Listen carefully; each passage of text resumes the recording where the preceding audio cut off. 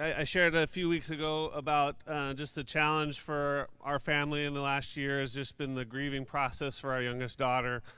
And one of our pandemic habits that doesn't sound really revolutionary is my wife and I walk our dog every morning. And that doesn't sound very crazy, but for us it's been kind of wild because for 13 years of raising Isa, we never left the house together because one of us was always with her, particularly in the morning. And so, if I always had to walk the dog, that's something you got to do if you own a dog. But we've been walking him together, and one of the things, because of just things being more shut down, we've seen all these wild animals in our area because there's no students on campus at Cal State, so there's like coyotes walking around and hawks flying around and eagles. And so particularly we've been really impacted by the hawks. They're just beautiful creatures, and we see them every couple of days, and then they'll disappear for like a month, and then we'll see them. And the other day I was walking around and there was a hawk like on the top of the telephone pole, and I was taking pictures of it because they're just incredible. And then I saw this hill, and I'm going to walk up on the hill and get at the same level of the hawk, and took some more photos. And I was there, and I'll be honest, I wanted the bird to fly because they're so incredible. And I'm just sitting there waiting, kind of thinking maybe I'll outlast this bird and it'll fly away. And what I was reminded of was this passage from the book of Job that has really been powerful for me, where Job is sort of asking God, why has my life been so hard? And God doesn't ever answer Job's question. Ironically, that's its own sermon. I'll let Chris preach that sometime. But one of the things that God says to Job, he gives him this comparison of this wild creature.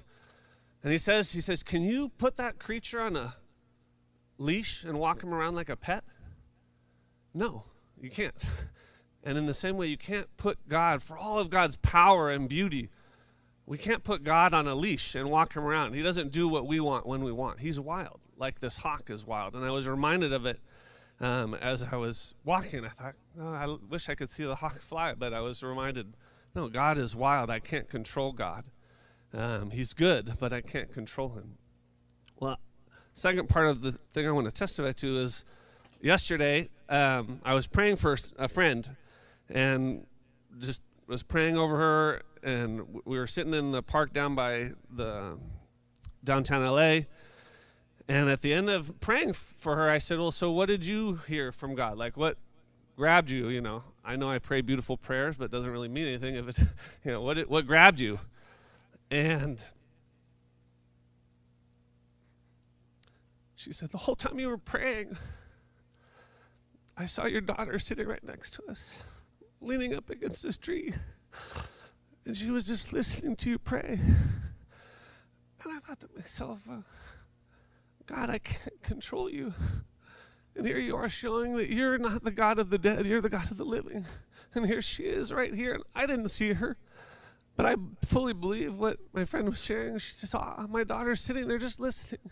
And I thought, God, you are always showing up. And you don't always do what we want, when we want it, or how we want it. But you're there. And the picture for me of my daughter was just that God is the God of the living. And he shows up. And she's not dead. I have her ashes in my house, but that's not her. She was sitting there next to us, and I just want to give glory to God for his honesty.